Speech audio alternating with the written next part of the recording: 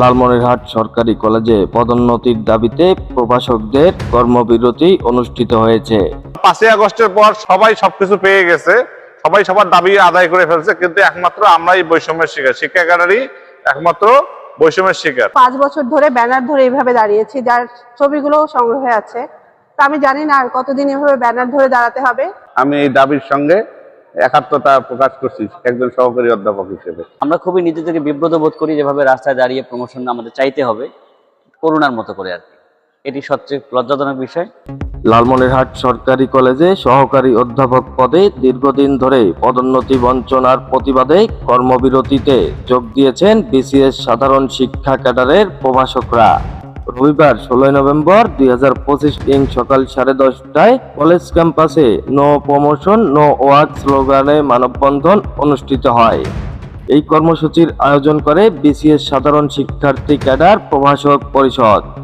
উক্ত মানববন্ধনে অংশ নেওয়া শিক্ষকরা জানান, যোগ্য ও প্রভাষকদের পদোন্নতির গেজেট প্রকাশ না হওয়া পর্যন্ত তাদের কর্মবিরতি অব্যাহত রাখবেন। সে সময় তারা আরো অভিযোগ করে বলেন, অন্যান্য ক্যাডারের 37তম বিসিএস পর্যন্ত পদোন্নতি সম্পূর্ণ হলেও শিক্ষা ক্যাডারের 32তম থেকে 37তম ব্যাচের 2399 জন কর্মকর্তা 1 দশকেরও বেশি সময় ধরে পদোন্নতি থেকে বঞ্চিত রয়েছেন।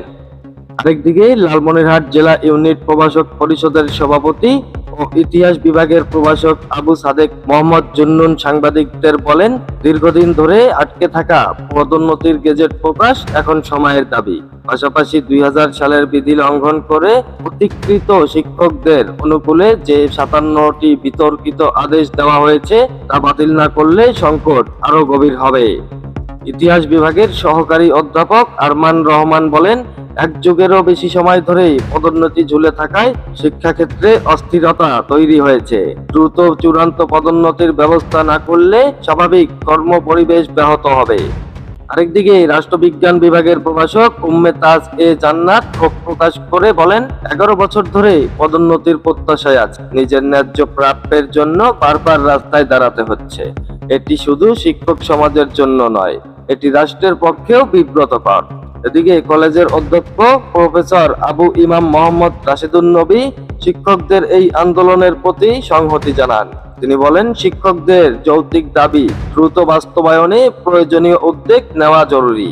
শিক্ষকরা জানিয়েছে, সহকারী অধ্যাপক পদে পদোন্নতির গেজেট প্রকাশ না হওয়া পর্যন্ত তাদের এই আন্দোলন ও কর্মবিরতি কর্মসূচি চলমান থাকবে।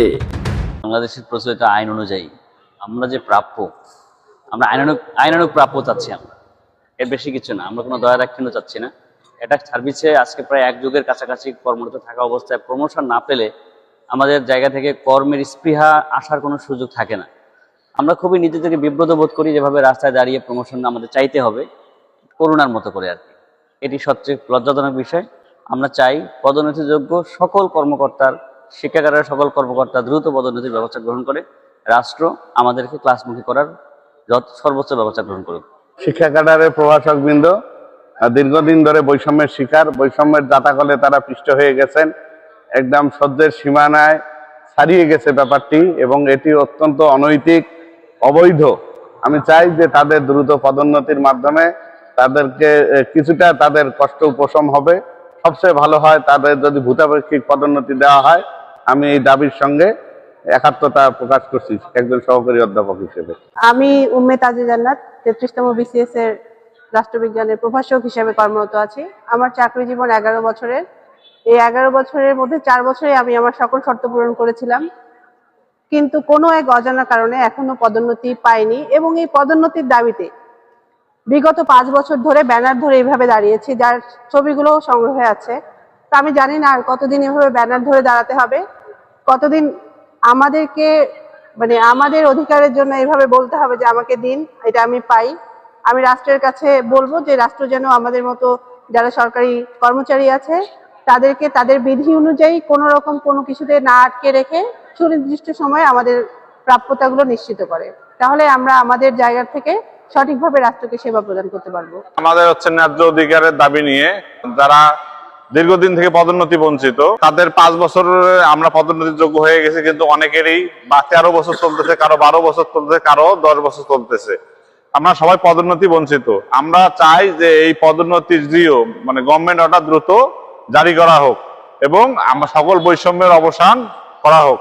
কারণ 5ই আগস্টের পর সবাই সবকিছু পেয়ে গেছে, সবাই সবার দাবি আদায় করে ফেলছে, কিন্তু একমাত্র আমরাই বৈষম্যের শিকার, শিক্ষা ক্যাডারই একমাত্র বৈষম্যের শিকার। আমাদেরকে পদোন্নতি দিলে সরকারের কোনো অতিরিক্ত অর্থ কোনো খরচ হবে না, কোনো ধরনের কোনো সমস্যা হবে না। তারপরেও বিভিন্ন মামলায় আমাদের পদোন্নতিটা আটকিয়ে রাখা হয়েছে। আমরা চাই এ সকল মামলা দ্রুত অপসারণ করে আমাদের পদোন্নতির ব্যবস্থা করা হোক এবং শিক্ষা মন্ত্রণালয় কর্তৃক জারিকৃত 54টি অবৈধ যে আদেশ আছে এগুলো বিলুপ্ত করা হোক।